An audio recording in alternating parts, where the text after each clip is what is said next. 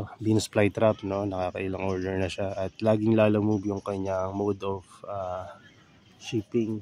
So yung mga around Manila lang dyan, Cavite lang po kasi kami.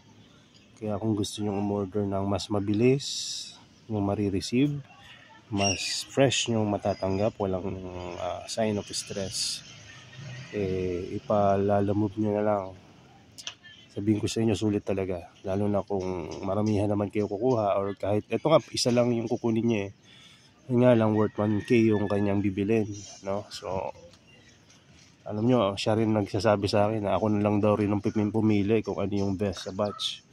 So pagka ganon, syempre ibibigay namin yung best sa batch, no? So ang in-order niya ay yung sabi niya, bahala ka na.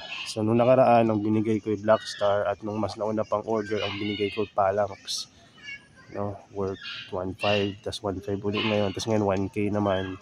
So Shendro naman yung ibibigay ko.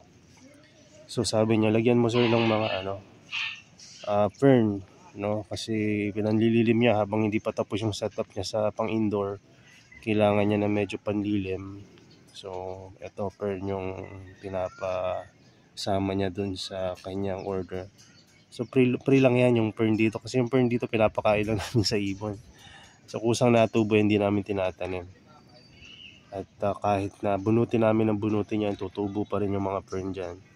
Kaya kung around Metro Manila lang kayo, or around Laguna or Batangas, around Cavite, no? So order kayo through Lalamove, no? Kung talagang marami kayong umorder, minsan sinasagot na namin yung delivery fee, or hati naman tayo, 50-50, no? So ayan, mag-a-arrange muna ako ng order ngayon. At siguro bago ko tapusin tong video, may tanong kasi yung ating isang buyer, no? Ayun nga, yung nagpapadala na itong fern.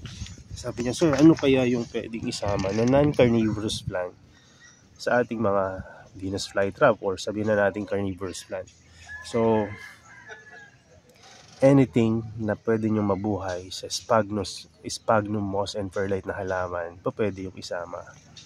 Pero syempre isipin nyo rin na maaring yung isasama nyong halaman, baka naman merong peste, baka naman ma-outgrow niya yung plants, na kung temporary lang yan, tulad ng gagawin ng ating buyer ngayon, okay lang yon. Pero kung ilalagay nyo ng matagalan, expect nyo na ma-outgrow niya yung mga ibang Venus flytrap. Pero kung sakasakali na okay lang sa inyo na ma-outgrown nung sphagnum moss ng fern yung mga Venus flytrap and other carnivorous plant, edi okay lang rin. Tingnan nyo to, ito yung mga Adelaide, diba? So nabubuhay siya, parang damo lang rin. Tapos ito yung mga fern, so nagiging shade niya yung fern, at nagkakaroon rin ng higher humidity, diba? Biruin nyo, mga dahon lang yan na nilapat ko dyan, hindi pa nga maayos yung pagkakalapat niyan. Tabi-tabingi kasi sa pwesto hindi ko maayos ng sto. At pati na rin sa medium, hindi naman perfect yung medium ko na yan, may mga algae nga yan Ngayon lang wala na kasi tag-init na. So nagsitubuan na sila. Ang kagandahan yan, kahit hindi mo napakialaman yan, gaganda at gaganda yung mga Adelaide na yan, dahil na may maintain yung humidity.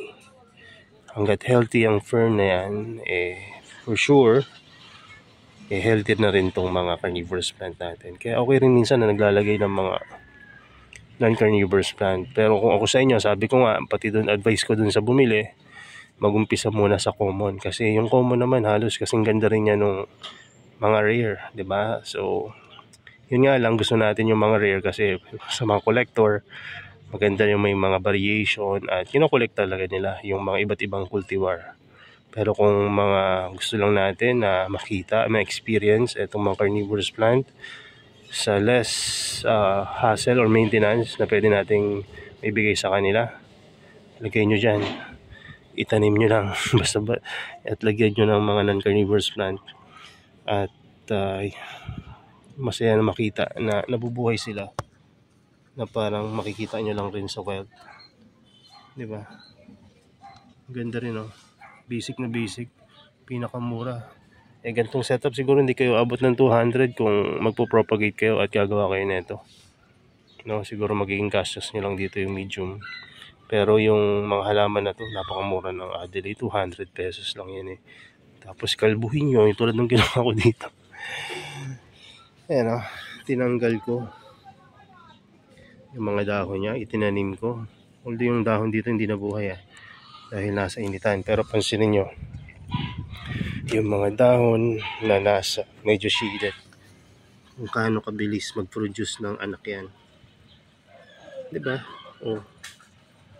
Hindi naman kailangan na gumastos ka na malaki pagdating sa mga basic setup. Kailangan mo lang bigyan siya ng time at kailangan mo rin alamin kung ano yung pamamaraan, yung paano siya pagandahin at paramihin. At ang sagot doon, huwag mo lang gagalawin. Diba? Napakasimpleng instruction pero minsan hindi natin nagagawa dahil excited tayo, nag-worry tayo baka kung ano na nangyayari. Pero mas gumaganda sila kapag hindi ginagalaw. Ganun kadali alagaan yung mga basic na halaman. Yung bibili rin, gusto niyang makatry na seed grown. Ayan seed grown. Hindi ko na rin pinakikailaman yan. Ginalaw ko lang noong nakaraan dahil nga minsan ganun talagang sakit natin. Ginagalaw natin kasi feeling natin mas mapapaganda sila sa pag ginalaw natin sila. Pero tinan nyo nangyari, ang dami nang itim. Pero yung pangitim naman yan, gaganda uli yan. Pero siguro kung hindi ko ito ginalaw, mas maganda sila. Yan. Alam nyo, yung isa sa mga pinakamaraming plants na kakilala ko, hindi lang plants carnivorous plant. No, huwag nyo lang nang tanongin ko sino, pero million nagagastos ng tao na yan sa kanyang halaman. Pero ang sabi lang niya sa akin, ang advice niya, alam mo, huwag mo lang gagalawin kasi kusang dadami naman yan eh. Hindi mo rin kasi makikita yung ganda nila. Ayun ang pagkakasabi, hindi mo makikita yung ganda nila kapag lagi mong ginagalaw. Hindi mo makikita yung full grown na itsura ng traps. Hindi mo rin ma-observe yung cycle ng ganda ng traps. Hindi mo rin makikita yung iba't ibang traps na pinuproduce ng isang Venus flytrap. Maaring iba yun sa pandinig nyo, di ba? Ang Venus flytrap kasi ang inisip natin, halimbawa, pag pasitot lang ang kanyang traps. No? Pero may mga ibang Venus flytrap na nag-iiba-iba ng produce ng characteristic ng traps niya. So, make it simple no, sa pag-aalaga. At may mga iba rin naman na pagkakataon na hindi nyo kailangan ng mga non-carnivorous plant, especially kung sa stage pa lang ng propagation. Yung maliliit pa lang yung mga halaman nyo kasi kung mapuno yan ng mga non-carnivorous plant, masasakal naman. No? So, minsan ang hirap ipaliwanag pagka hindi mo pa natatry. Pero ang sagot doon, pagka maliliit pa yung plants, huwag nyo taniman na sobrang lalaki no, ng mga non-carnivorous plant. Lalo na kung start kayo sa seeds. No, so, hindi ko ina-advise yun. Pero kung ang inyong itatanim doon yung Adelaide, so, I think po pwede rin. Kasi yung Adelaide ang bilis ng paglaki niyan, kaya may habol. Pero kung Venus flytrap, ilalagay nyo yung mga fern na malalaki. Tapos seeds yung papalakihin nyo. Medyo malabo.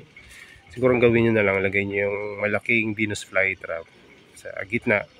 Tapos sprinkle kayo ng mga seeds ng Venus flytrap sa paligid. Wala lang ako alam na mabibilhan ngayon. Pero minsan pag ako'y nagbabrowse sa Shopee, may nakikita ako ng mga dating mga seller ng mga legit na mga carnivorous plant. Nagbebenta sila ngayon ng mga seeds, no? Pero for sure, hindi yan galing dito sa atin. No? Galing yun malamang sa ibang bansa. Tapos nirepack. Pero okay rin yun, no? Marami ring magagandang mga quality na ganun. Yung patubo ko doon na pinakita ko sa inyo. Ganun din yung galing rin yung sa ibang bansa. Tapos, yan, tinanim ko dito. So okay naman, no? Huwag lang kayo bibili ng mga kayo bibili ng mga Venus flytrap seeds na from China or kahit yung mga dito sa Pilipinas, lalo na yung mga pre-order, kasi malamang fake yun, mga drop shipping ba tawag doon. Basta yung mga ganun, kasi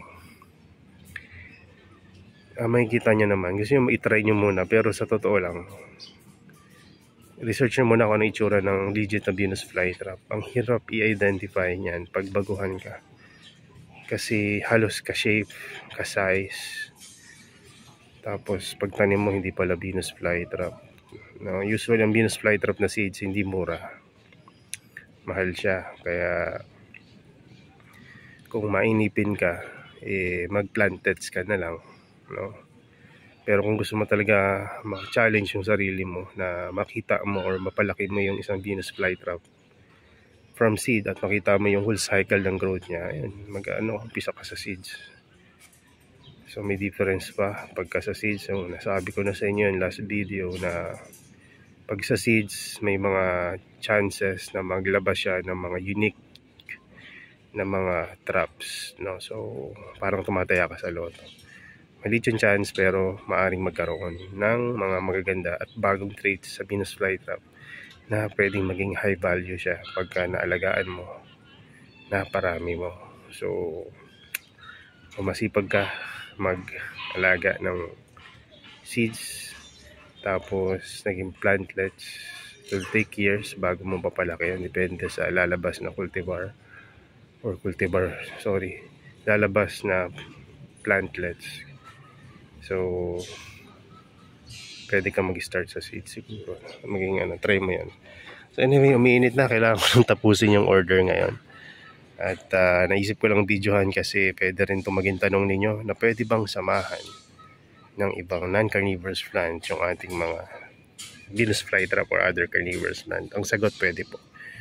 Meron ako dating pinost nung bagong-bago pa lang ako nag-aalaga. Tinaniman ko ng okra sa tabi. Nagbunga yung okra at nabuhay yung Venus flytrap ko sa tabi. So pwede nyo rin ginawa yun. Ba't ko nilagyan pala ng okra? No, ang sagot doon, kasi mainit doon sa pinaglagyan ko ng lugar at walang shade. Ginamit ko lang as shading. At may nagbigay sa akin ng seeds ng okra. No, ibang story naman yon, pero plus yun, kung sakaling maghahilig kayo sa halaman, may libreng seeds sa bawat munisipyo or kapitolyo kung saan kayo nandoon ngayon. Na punta lang kayo sa DA at manghingi kayo ng seeds, gano'n, na binibigay sila. Hindi lang seeds at iba-iba pang supplies pang agriculture. So anyway, kung gusto yung gawa natin ng video, yung self-rate video na yun, na paghingi ng seeds sa munisipyo, libre po yun at naka-alat talaga yan sa mga small farmer or mga mamamayan ng lugar kung saan kayo nakatira dito sa Philippines. But anyway, God bless. Sorry at napahaba at ng video na to, pero hopefully may natutunan kayo. God bless and bye bye.